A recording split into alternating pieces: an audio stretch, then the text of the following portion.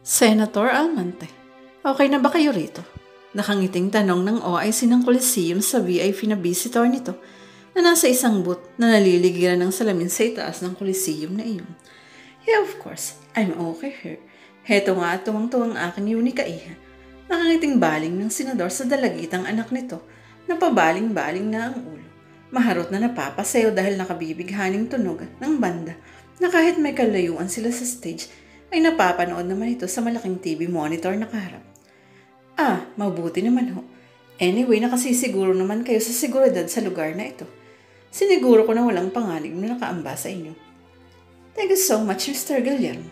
Anyway, may tiwala rin ako sa mga security aid ko kaya panatag ako manood ng concert sa Coliseum na ito. Kung hindi nga lang ba sa aking anak, hindi mo pa rin akong papapunta sa lugar na ganyan karami ang tao.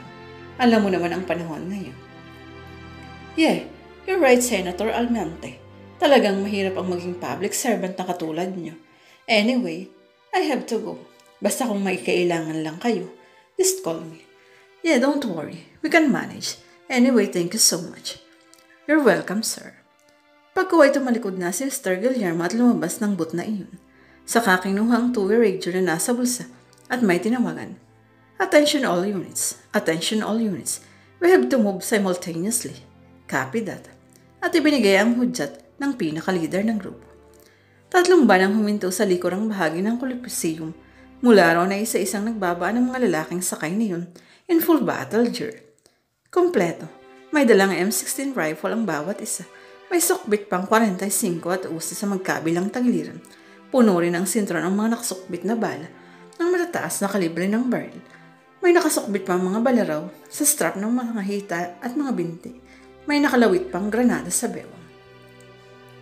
Talagang mukhang susugod sa gera at mababangis ang mga mukha na tila ba walang sasantuhin habang nakasuot naman ang mga ito ng uniforme ng mga sundalo at sino mang makakita at makasalubong sa mga ito ay tiyak na magigimbal at matataranta sa takot.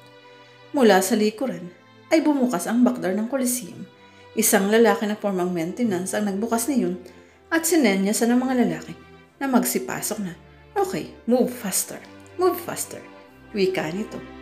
Agad namang humakbang papasok ang mga lalaki at nang makapasok na, ang may 20 lalaki ay inilapat na pasara ang pinto sa likuran, nilagyan ng padlock at ang naglagay ng bomba sa pinakabukasan niyon. May manipis na maikling wire na nagsisilbing mitsa kapag napatid kung pipiliting buksan mula sa labas. Okay, just follow me. Maautoridad na utos ng nagbukas na lalaki. Tiyak ang mga hakbang, matikas ang tindig at matatag ang paghakbang. Sumunod naman dito ang mga lalaki hanggang makapasok na sa maintenance room kung saan may 3 lalaking nakablagta roon, ang mga orihinal na maintenance ng naturang gusali. Nakakalat sa paligid sina Hildo at Timothy. Siguruhin ninyong walang papalpak sa sabay-sabay nating pag-atake. Naghihintay ng magandang balita. Si Boss Rostia. Yes, sir. Good, okay. Wika nito habang nakatitig sa wristwatch na may timer. Go! Wika nito sa mga lalaking kasama at kausap sa kabilang linya ng suot na mouthpiece. Kanya-kanyang takbo na nga ang mga lalaki sa sangasangang pasilyo na patungo sa pinakaloob ng Coliseum. Kabisado ang patutunguhan habang ikinakasana ang mga dalang baril. Oh yeah, malakas na wika ng vocalist ng front act band bilang huling liriko sa kanta nito. Kasabay niyon ang malakas huling tunog ng drum at huling kalabit ng string ng gitara. Yes, ang galing. Tuwang-tuwa ang mga manonood. Kasing galing na kayo ng HQ band. Malakas na wika naman ito habang nagpapalakpakan. Thank you, thank you. Tuwang-tuwa ding nagbawa ang mga miyembro ng banda. Saka nagsipunta na sa backstage para bigyan naman ng puwang ang talagang magko-concert. Ayos ba pare? Pero tuwang-tuwang nag-aapiran ang mga ito nang makababa na ng backstage. Ayos, hindi pa rin tayo sapaw sa British band na iyon. Pero si Noah, tila hindi masyadong masaya. Formal na formal ang mukha nito. Tila mainit ang ulo. Para saan ka pupunta? Tanong ng kasama niyang si Dario. Sa restroom lang. Hindi ka ba manonood ng concert? Babalik ako. Okay. Mabibigat ang mga paang humakbang na patungo sa isang pinto si Noah. Diretso siyon sa isang pasilyo na patungo sa restroom ng mga lalaki. Matapos pumasok sa isang cubicle doon, ay humarap sa naraong salamin si Noah. Serena, I miss you so much kaya pakiwari ko kanina ay nahagip ko ng tingin ng imahe mo sa karamihan ng mga taong nanonood sa harapan ng stage. Pero natural na wala siyang makukuhang kasagutan. Kaya naman umalis na siya sa salamin at lumabas ng restroom. Sa mahabang pasilyo na dinaraanan, ay mauulinigan pa ang nakabibing tugtugan mula sa loob, hiyawan at kantahan. Nagsisimula na ang concert ng HQ Band, kaya lalong maingay. Well, tama naman ang sabi ng mga kasama ko. We did it well, at hindi kami masasapawan ng British band na yun na Noah. Natigilan sa paghakbang ang binata nang biglayang may humarang sa daraanan niya. Serena, hindi siya makapaniwala ang kaharap na ang babaeng kani-kanina lang ay laman ng kanyang isip. Anong ginagawa mo rito? At ang pagkabulat ng binata ay nalapalitan ng pagdidilim ng mukha. Ang totoo, hindi ko alam na ikaw palang drummer ng banda. Narinig kong pangalan mo at natanaw lang kita agad na nakilala. Natanaw kong lumbas ka, kaya ako sumunod. Bakit? Mabalasik ang tinig na tanong ng binata. Noah, it's been a long time since the last time that we saw each other.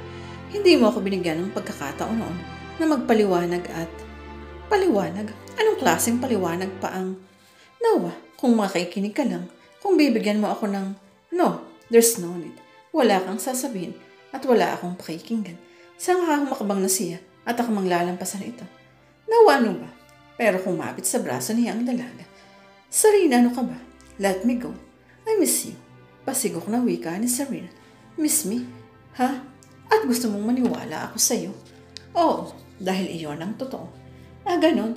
Sige nga, patunayan mo. At iglap lang, nahapit na niya sa baywang ang dalaga. Kinabig papalapit at maras na sa lumong ng halik ang mga labi. Huwag, pero malakas si Noah. Hindi makapalag sa Serena.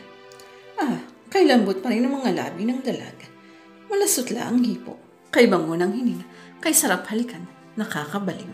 There. At bigla ay binitiwan niya ang dalaga. Bigla siyang natakot na ipagkanulo ng sariling puso. Noah, napakabang paatras si Serena. Nanlalaki ang mga mata. See, hindi ko naramdaman na namimiss mo ako. Hindi mo man lang ako nagawang yakapin at... Noah, nagulat kasi ako. Hindi ko naman akalaing, just shut up. Angil niya, kahit na ano pang sabihin mo, wala akong paniniwalaan. Dahil mas paniniwalaan ko ang nakita ng mga mata kong kataksilan mo. Noah, so stop pestering me, Serena. Nakapagmubuo na ako sa'yo. So okay na ako. Kaya pwede ba? Tigilan mo na ako. Pagka-uwi ka niyon, ay malalaki ang hakbang na iniwan niya ang dalaga. Pero habang humahakbang siya palayo sa dalaga, tila naman nagwawala ang kanyang puso. Nais itong lingunin, balikan at bigyan ng pagkakataong magpaliwanag. Habang marahan niyang hinahaplos ang sariling mga labi na kanina ay nagparusa sa malambot na mga malabi ni Serena. Serena, pagkaway napahinto na nga si Noah sa kadahandahang lunan. Serena, pero wala na sa kinatatayaan nito ang dalaga. Malalakas na putok ng kung ano mula sa loob ng Coliseum ang pumuko sa iba pang isipin ni Noah. Ano iyon? Putok ba iyon ng baril? Nagkagulo ang mga tao sa loob ng Coliseum. Takbuhan sa kung saan saang panig, parang mga langgam na nabulabog. Natigil ang maharot na pagtugtog ng banda habang patuloy sa pamamaril ang ilang kalalakihan na may hawak na matataas na kalibre ng baril. Walang pakialam mga ito kung sino ang tatamaan ng baril. Tinalaglalaro lang na pinapuputukan ang naglisaw ng mga tao. May isa pang ang tila nagtatarget shooting lang na inaasinta ang isang taong tumatakbo. Bullseye. At tuwang-ituwa ito nang tinamaan ng target. Bumubulagta ang kahit sino kapag nahagip ng bala. Sargo ang mga dugo sa katawan at ulo. Habang may nagagana pa rin matinding stampede sa pinaka-main door exit ng Coliseum dahil sa pagtutulakan ng mga taong ang nais ay makaligtas at makatakas sa lugar na iyon. Oh my God! Oh my God! Anong nangyayari? Maging si Senator Almonte ay gimbal na gimbal din sa kinaroroonan mo. Paano iyon? Bakit sila nagkakagulo? Bakit may namamaril? Just calm down, Iha. Everything will be alright, ha? Pilit nitong pinapakalmang teenager na nawala ang kislot ng katawan na tila sawang gumigiling-giling kanina at sinasabayan ang maharot na tugtog ng banda. Sir, kailangan ninyong makaalis dito. Isa sa security nito ang lumapit. Pero saan tayo dadaan? Dito sa pinto, sir. Saka aakyat tayo sa rooftop. Na-check ko na ito noon. Inalam ko ang mga possible exit and entrance. Kapag nasa itas tayo ay pwede na kayong sunduin ng chopper ninyo at... Oops! Biglang bumukas ang pinto. Mr. Guillermo, Buti at dumating ka. Nakadama ng pag-asa ang senador nang makita ang OIC ng lugar. Why? What's wrong, Mr. Senator? Nakangiting tanong. May kasunod na dalawang lalaki. Anong what's wrong? Hindi mo ba naririnig at nakikita ang nagaganap ng putukan sa ibaba? Naririnig at nakikita ko. Nakangisi pa rin wika nito. Kaya nga ako umakyat na rito. Baka mag-alala kayo. At iglap lang, isa pang kagimbal-gimbal na karahasan ang naganap. Mabilis na pinaputukan ni Mr. Guillermo at ang dalawa pa itong kasama, ang 6 na security aid ng senador. Oh my God! Bakit? Napaawang na lang ang bibig nito. Papa, anong nangyayari? Ang dalagitang anak ng senador ay napasiksik na lang sa ama. Bakit? Simple lang, Senador Almirante. Mula sa mga sandaling ito, ay bihag na namin kayong mag-ama, kabilang na ang ilan pang taong nakulong dito sa Coliseum. Anong pagbabayaran mo? Oops! Itinutok nito sa mukha ng senador ang dulo ng baril. Sige, pumalag ka kung gusto mong sumunod sa amin. Mga bodyguards ang anak mo. Natigilan ng lalaki. Anong kailangan niyo sa akin? Simple lang. May mga kahilingan kami. Sa pamahalaan ay ikaw lang ang pwede namin mahinga ng tulong. Kaya kung ayaw mong paglamayan kayong mag-ama, maging mabait ka, maging masunuran ka. Ano bang mamaya na? Kayo, kunin ang mag-amang iyan at isama sa mga bihag sa ibaba. Yes, boss. Agad namang tumalima ang daw. Aray, ano ba? Nagpipiglas ang dalagit. Anak, babe, baka barilin ka nila. Agad na saway ng lalaki sa anak. Tama ang papa mo, iha. Just relax, ha?